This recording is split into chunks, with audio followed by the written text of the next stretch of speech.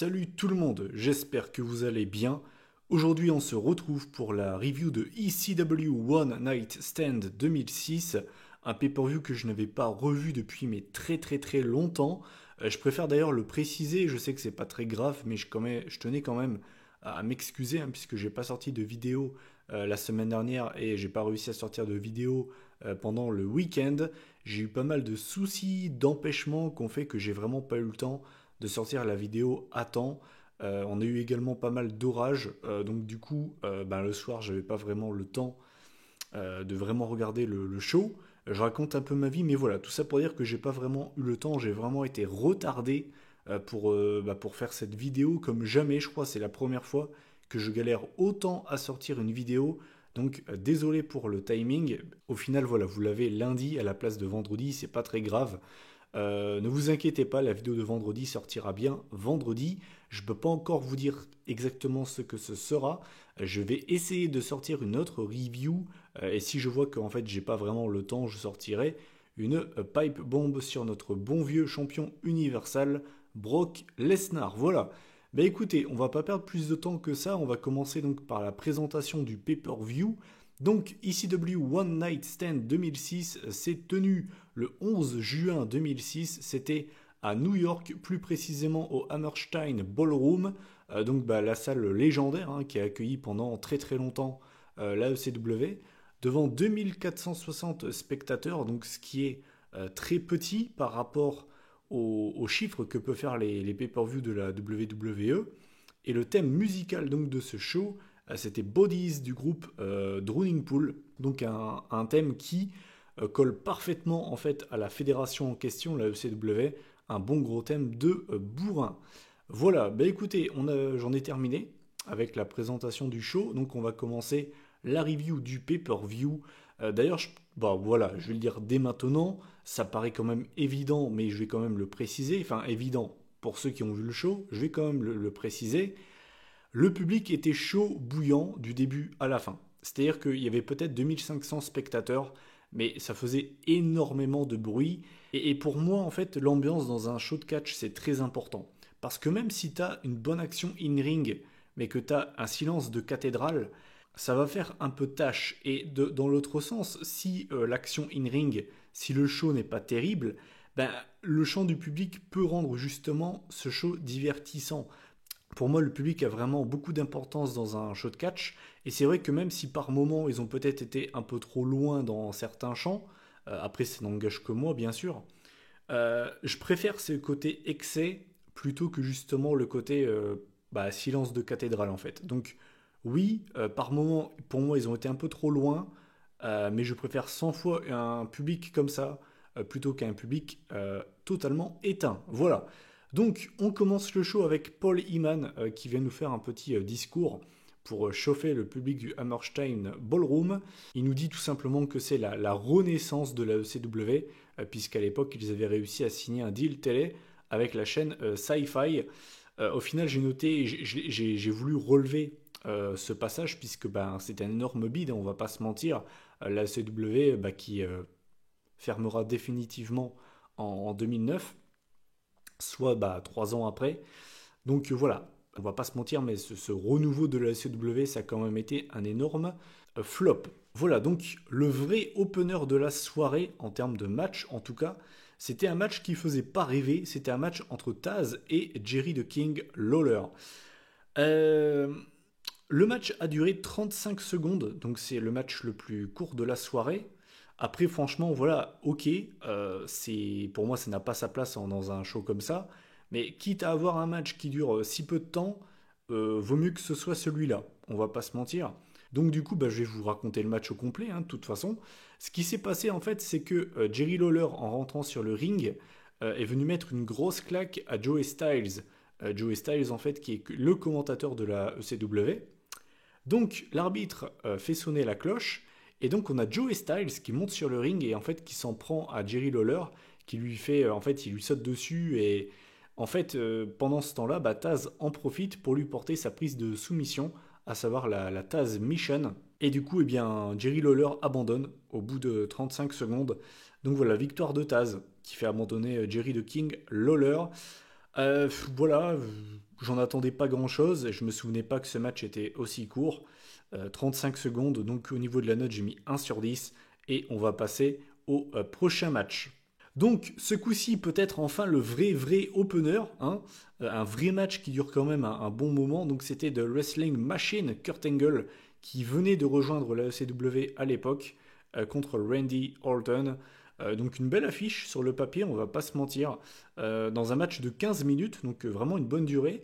Ce qui est dommage par contre, c'est que c'est un match simple, sachant qu'on est dans un pay-per-view de la ECW. Je trouve ça un petit peu dommage. Par contre, voilà, pour la durée, j'ai pas vraiment à me plaindre. J'ai noté que ce match s'est déroulé en deux parties. C'est-à-dire que la deuxième partie du match était cool. Voilà, j'ai rien à redire. La deuxième partie du match était vraiment plaisante. Cela dit, la première partie était quand même assez relou. C'est-à-dire qu'en fait, il se passait presque rien. Si vous voulez, Randy Orton faisait que de quitter le ring et s'enfuyait à l'extérieur du ring. D'ailleurs, j'ai oublié de le préciser, mais Randy Orton est sûrement la deuxième superstar à avoir reçu le pire accueil lors de ce pay-per-view derrière John Cena. Vraiment, il a reçu des chants pas très gentils, Randy Orton. Donc voilà, la première partie en fait était vraiment pas terrible. Genre, on a Kurt Angle qui faisait de Orton sa biatch, on va pas se mentir. En fait, Orton se faisait complètement out-wrestle, il se faisait complètement dominer. Et cette première partie du match a un petit peu tué le match en lui-même en fait. J'ai noté que Randy Orton s'est dégagé du Angle Slam, ce qui est quand même à noter, l'air de rien. Et au final, à la fin du match, pour la deuxième tentative, hein, puisque la première fois, Randy Orton a réussi à se défaire de la prise. Donc pour la deuxième fois, ce coup-ci, c'est la bonne. On a un ankle lock de la part de Kurt Angle. Et au final, eh bien, sur des chants Break his ankle, donc casse sa cheville hein, de la part du public, eh bien, on a Randy Orton qui est obligé donc d'abandonner. Donc voilà, pour la victoire de The Wrestling Machine, Kurt Angle donc, qui bat Randy Orton. Dans un match correct, j'en gardais de meilleurs souvenirs. Et surtout, je pense que ce match est un peu décevant parce que je pense qu'on peut avoir beaucoup mieux. On a quand même Randy Orton et Kurt Angle dans le même ring. Je m'attendais à mieux. Voilà, c'est pas un mauvais match, c'est un match correct, mais c'est vrai que je m'attendais quand même à mieux. Donc au niveau de la note, j'ai mis 6,5 sur 10. Et puis on va enchaîner avec le prochain match. Ensuite, donc c'était un match par équipe, toujours pas de match à stipulation, on est quand même dans un pay-per-view de la ECW, faut quand même le rappeler. Donc on avait de FBI représenté par Little Guido que vous connaissez sûrement beaucoup mieux sous le nom de Nunzio, accompagné de Tony Mamaluke, tous les deux accompagnés par leur manager qui était donc Big Guido, contre Tajiri et Super Crazy dans un match de 12 minutes, donc une durée tout à fait honnête. Mon avis sur ce match, c'est qu'en fait, il n'est pas parfait. Il y a eu quand même quelques botches, des imprécisions, et c'est dommage. Honnêtement, c'est dommage parce que le match était vraiment cool. Je l'ai vraiment trouvé sympa ce match. Il y avait du rythme. Voilà. Après, j'ai envie de vous dire, suffit de voir les gabarits. C'est un petit peu normal. C'est un match vraiment très plaisant en fait.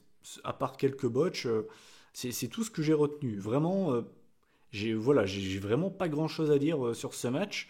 Il était cool, voilà, il était cool, il a complètement rempli son job. En fait, au final, c'est l'équipe du FBI qui s'impose, avec donc une double Fisherman Buster sur Tajiri. Donc voilà, victoire du FBI. Je ne sais plus d'ailleurs ce que ça veut dire, l'appellation FBI.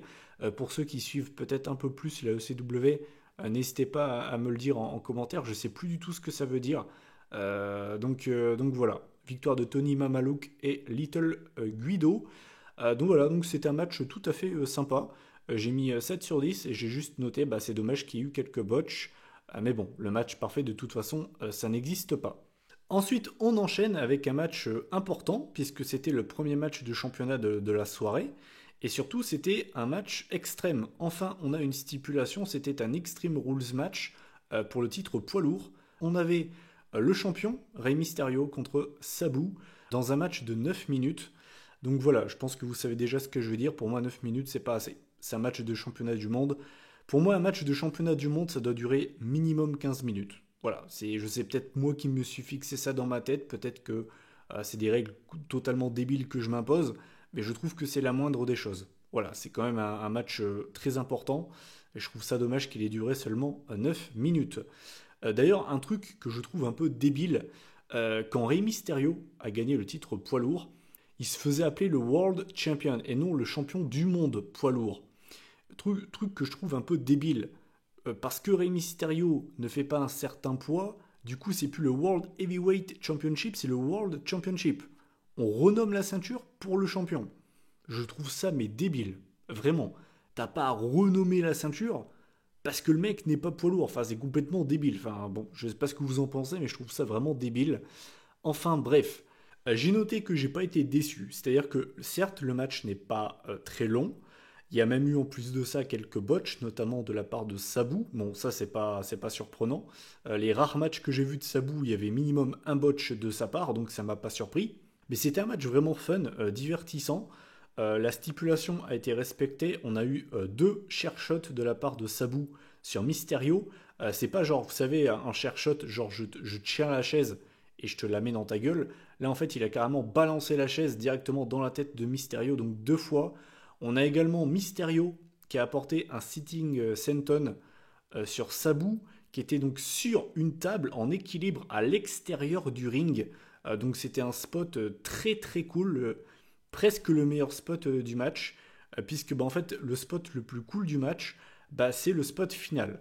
En fait, à la fin du match, on a Sabu qui se projette sur les cordes, donc il fait un springboard DDT sur Mysterio qui était en équilibre sur une table à l'extérieur du ring, donc un spot de malade mental.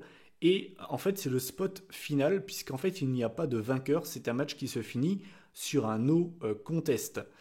Là aussi, ça me pose problème. C'est quand même un match Extreme Rules. On vend la ECW comme des Extreme Championship Wrestling. On a un match de championnat du monde.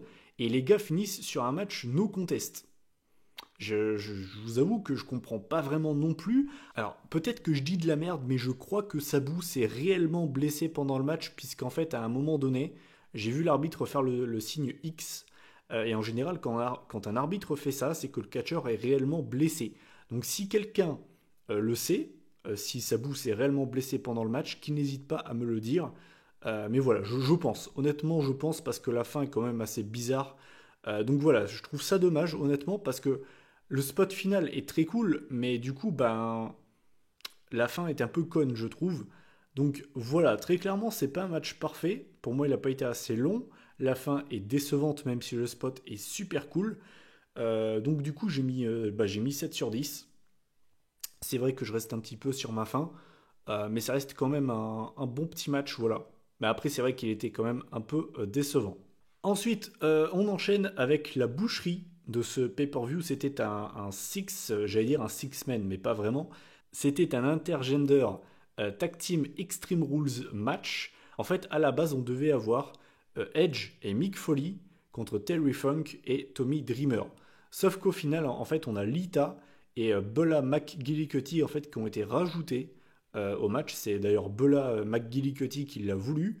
Donc du coup, bah, ça s'est transformé en Intergender Tag Team Extreme Rules match, dans un match qui a duré donc presque 19 minutes. Donc c'est le deuxième match le plus long de la soirée. Et très clairement, ça a été une boucherie. Là, très clairement, on est à la ECW. Là, très clairement, j'ai rien à dire. La stipulation a été respectée. Au niveau des armes qui ont été utilisées, on a eu une échelle, on a eu une poubelle, des fils barbelés, on a eu une table en barbelé. On a notamment Mick Foley et Terry Funk qui sont tombés dedans, ce qui est quand même assez violent. On a également une Barbie qui a été mise en feu. Donc comme vous pouvez le voir, il y a quand même eu des armes, mais c'était pas des armes de merde. J'ai noté qu'il faut quand même le préciser. Terry Funk a quitté le match puisqu'en fait il s'était pris un coup à l'œil et il blessait et en fait il saignait sévère.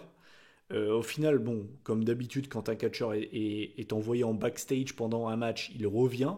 Donc en fait, il est revenu ensuite avec notamment une Barbie pour frapper bah, Edge et Mick Foley. Et j'ai également noté qu'il fallait faire un gros big up à Terry Funk puisque c'est Taz qui l'a précisé pendant le match. Mais en 2006, il avait 61 ans, Terry Funk. Et alors, je sais pas s'il catch encore, mais je sais qu'il a catché. Il catchait encore récemment. Donc voilà, c'est quand même assez incroyable, sans déconner. Et au final, à la fin du match, en fait, on a Edge qui se sert donc d'un fil barbelé pour ramener Tommy Dreamer vers lui. et lui porte en fait un Reverse X Factor. Et derrière, en fait, il spire Bella McGillicuddy et lui fait un tombé assez obscène en faisant genre qu'il la baise en fait. Euh, voilà, on aime ou on n'aime pas. On est à la ECW, c'est voilà, c'est Extreme Championship Wrestling. C'était un match bien bourrin. Franchement, c'était un match bien bourrin. Alors, j'ai été assez embêté pour noter ce match. Je ne savais pas combien mettre à ce match. Je dirais juste en fait que j'en gardais de très bons souvenirs. Ça reste un bon match, hein. Il n'est pas mauvais. La stipulation est complètement respectée. Mais voilà, de là à mettre 5 stars, il faut peut-être pas non plus exagérer. Ça vaut quand même un joli 8 sur 10 parce que bah, c'est une grosse boucherie. C'est un bon gros match de bourrin. Peut-être même par moments dérangeant à regarder. Je pense que les gens qui sont facilement dérangés vont avoir du mal à le finir. Mais c'était un match qui a complètement rempli son job. Du coup, pour la note, eh bien, j'ai mis 8 sur 10. Ensuite, on enchaîne avec bah, l'avant-dernier match de ce pay-per-view. Alors là, par contre, je vous dis, mais celui-là, je vais l'expédier. C'était un Extreme Rules match entre Balls Mahoney, donc bah, déjà Rest in Peace. Il nous a quitté, je crois, l'année dernière, je crois, j'ai pas envie de dire de conneries. Donc en fait, il affrontait Masato Tanaka dans un match de 5 minutes. C'était un match totalement quelconque, franchement. J'ai noté qu'ils se sont frappés tous les deux avec des verres de bière, enfin des gobelets de bière, hein, c'est même pas des verres, chopés dans le public. Et j'ai tout simplement noté que c'est Balls Mahoney qui s'est imposé avec un énorme chair shot directement dans la tête de Tanaka. C'est pas un petit chair shot, vous savez, genre avec un coup de chaise retenu. Là, c'était vraiment un énorme coup de chaise. La chaise était carrément enfoncée, tellement l'impact était violent. Donc, c'était pas un petit coup de chaise. Donc, la victoire du coup de Balls Mahoney semble complètement legit. Donc voilà, victoire de Balls Mahoney, c'était un match totalement oubliable. Du coup, j'ai mis pile la moyenne, j'ai mis 5 sur 10. Et je me trouve peut-être même un peu généreux, je vais pas vous mentir. Et enfin, le main event de ce pay-per-view, j'ai envie de dire qu'on retient surtout ce show bah, pour ce match en fait. C'était un Extreme Rules match entre Rob Van Dam de World FN Show contre John Cena dans un match de 21 minutes. Alors, c'est assez incroyable parce que Rob Van Dam, en 2006, à WrestleMania 22, a gagné le Money in the Bank Ladder Match. Et encore maintenant, Rob Van Dam est le seul catcheur à avoir caché sa mallette en avance, entre guillemets, en voulant cacher sa mallette pour faire un match en pay-per-view. C'est-à-dire que le mec est venu à Raw, il a regardé John Cena droit dans les yeux, je vais cacher ma mallette, mais pas maintenant. Tu voyais Cena qui était déjà prêt à se battre, il dit non, non, je le cache pas maintenant, je vais le faire dans un environnement que je connais parfaitement, ce sera à One Night Stand à la ECW. Chose que je trouve un peu coconne, on va pas se mentir. Alors, certes, ça fait le gentil face qui n'a pas peur et qui est sûr de lui et tout le machin, ok, ça montre que le mec est combatif, tout ce que tu veux, ça montre qu'il a des couilles, mais je trouve ça un peu débile parce que ça cache, en fait, ça casse un peu bah, le concept justement de la mallette et je trouve ça un peu dommage. Bref, donc on avait Rob Van Dam contre John Cena et c'est un match qui est très connu, non pas pour la qualité et encore, attention, je préfère vous le dire, c'est un bon match honnêtement. Je dirais même que c'est peut-être le meilleur match de la soirée. C'est pas pour sa qualité qu'il est connu, mais c'est surtout pour l'ambiance qu'il y a lors de ce match, notamment pour John Cena. On se plaint souvent de l'accueil que peut recevoir le Big Dog Roman Reigns. Les fans de Roman disent que c'est honteux l'accueil qu'il peut recevoir dans certaines arènes. Jamais je n'ai vu un catcheur recevoir un tel accueil pour un match. Jamais. Et pourtant, Roman Reigns, il en a eu des accueils de merde, mais Roman Reigns n'a jamais eu un accueil pareil. C'est-à-dire que là, c'était quand même très chaud. C'était vraiment très très chaud. Il y avait des fucks à gogo, il y avait carrément des lancers de PQ vers Cena. Il y avait quand même, à un moment donné, il y a quand même eu un chant Die Cena Die, hein, Meurs Cena meurt. Je sais pas ce que vous en pensez. Alors, même si c'est gimmické et que le public peut jouer un rôle, je trouve quand même que ça va peut-être un peu trop loin. Cena s'est fait littéralement chier dessus, quoi. Il n'y a rien d'autre à dire. Je pense que tu demandes à Cena quel est le pire accueil que tu aies pu recevoir dans un show. Je pense que le mec te répond sans hésiter ECW One Night Stand 2006, hein, très clairement. Du coup, voilà, Cena s'est fait littéralement chier dessus. Pour ce qui est du match en lui-même, bah, c'était un bon match. Honnêtement, il était plaisant. Alors, il n'y a pas eu énormément d'armes de sortie. C'est vrai que c'est un petit peu décevant. De ce point de vue-là, je trouve que il n'y a pas eu assez d'armes. On est dans un Extreme Rules match en main event de pay-per-view de la ECW. Tu peux peut-être en attendre un peu plus. Mais le match en lui-même était cool, franchement. L'opposition de style était très plaisante. Rob Van Dam, bah, c'est toujours un plaisir de le voir évoluer dans un ring. On a notamment John Cena qui s'est servi d'une chaise en faisant un DDT en fait sur Rob Van Dam directement sur la chaise. D'ailleurs, j'adore comment Rob Van Dam vend ce genre de prise. Il les vend différemment des autres catcheurs. Je ne sais pas comment il fait. On a l'impression qu'il tourne avec sa tête quand il tombe sur le ring. C'est très bizarre. C'est le seul qui vend les prises comme ça. Mais j'aime beaucoup. Il avait notamment également vendu un RKO. On a l'impression que le mec t'as l'impression que sa tête va se décrocher, quoi. Donc voilà, si j'ai pas grand chose à dire en fait sur ce match, il était vraiment plaisant. Pour moi, c'est le meilleur match du pay-per-view. Et donc, je vais revenir à la fin parce que bah, la fin du match, elle est quand même assez longue à expliquer. Donc en fait, à un moment donné, on a John Cena qui porte un STFU sur Rob Van Dam. On arrive au compte de 5 et là, on a l'arbitre qui chope littéralement Cena et qui casse la prise de soumission. Et là, vous allez me dire, ouais, mais Mathieu, c'est normal, il fait son job, l'arbitre. Bah ouais, mais non, c'est un Extreme Rules match. Donc normalement, bah, il aurait dû continuer la prise de Cena. Il était absolument pas obligé d'arrêter. Du coup, tu vois Cena qui s'énerve sur l'arbitre et boum, il met une grosse clothesline sur l'arbitre. Donc forcément, l'arbitre est KO. Pendant ce temps-là, donc le match continue. Donc on a Nick Patrick, bah, l'arbitre de SmackDown, qui vient remplacer l'arbitre de la ECW. Mais c'est pas fini, puisque donc, pendant ce temps-là, on a un gars, avec un genre de casque de scooter ou j'en sais rien, qui vient faire un spear sur Cena à travers la table. Et au final, eh bien, ce gars, c'est Edge. Donc, 30 minutes avant, les gars ont chié sur Edge, et là, le mec a un chant Thank you Edge. Donc, au passage, donc Edge frappe Nick Patrick. Donc, tu vois Rob Van Dam là qui revient sur le ring, qui porte le 5-star Frog Splash, donc sa légendaire prise de finition. Et là, bah, il fait le tomber. Bah ouais, mais le problème, c'est qu'il n'y a pas d'arbitre. Donc, du coup, bah, s'il n'y a pas d'arbitre, qui c'est qui vient faire le tomber? Paul Heyman, qui vient donc faire le tomber pour la victoire de Rob Van Dam, qui devient WWE Champion. Donc, forcément, sous l'explosion du public. Je pense qu'à l'époque, ça devait être quand même assez dingue, parce que c'est un pay-per-view de la ECW.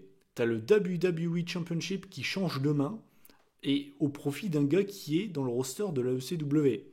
Ça devait être quand même assez incroyable à l'époque, sans déconner. Et je pense que personne n'aurait pu le pronostiquer sur YouTube, si les, si les YouTubers catch existaient déjà. Voilà, au final, Rob Van Dam perdra la ceinture assez rapidement, si je me souviens bien, je crois. Alors là, je vais peut-être vous dire des conneries, mais je crois que c'est parce qu'en fait, il s'est fait arrêter par les flics avec de la marijuana dans son coffre de voiture, je crois. Peut-être que je dis de la merde, c'est possible, mais je crois avoir lu ça quelque part un jour. Voilà, peut-être que je dis de la merde, c'est possible, mais tout ça pour dire que voilà, donc Rob Van Dam qui donc gagne le WWE Championship avec l'explosion du public.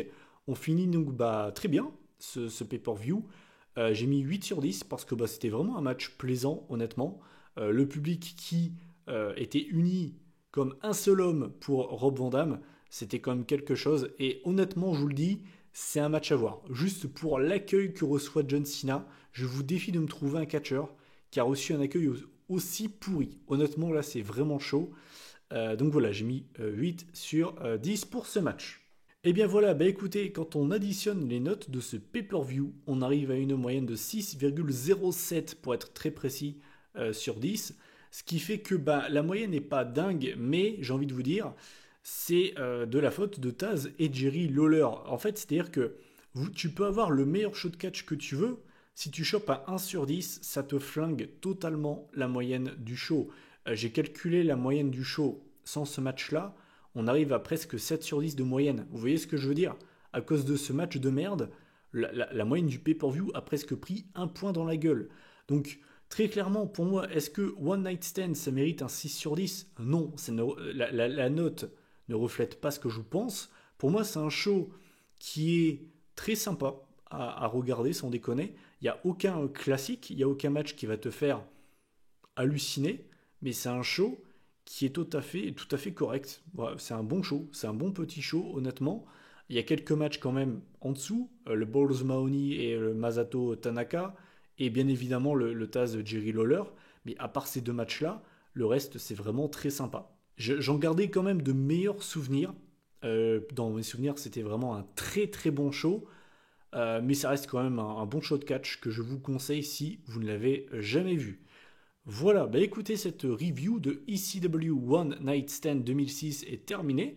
Donc bah, je vous invite comme d'habitude à réagir en commentaire sur ce pay-per-view. Qu'est-ce que vous en pensez si vous l'avez déjà vu bien évidemment. Quel est le match que vous avez le plus apprécié, celui que vous avez le moins aimé. Voilà, comme d'habitude, vous faites ce que vous voulez. La prochaine vidéo, donc ce coup-ci, promis juré, elle sort vendredi.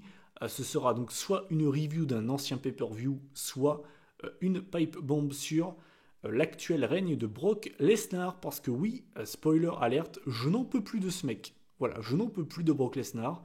Et je pense que je ne suis pas le seul. Voilà, bah écoutez, donc bah moi je vous souhaite une bonne semaine. Et puis bah on se retrouve en fin de semaine donc pour la prochaine vidéo. Allez, salut tout le monde!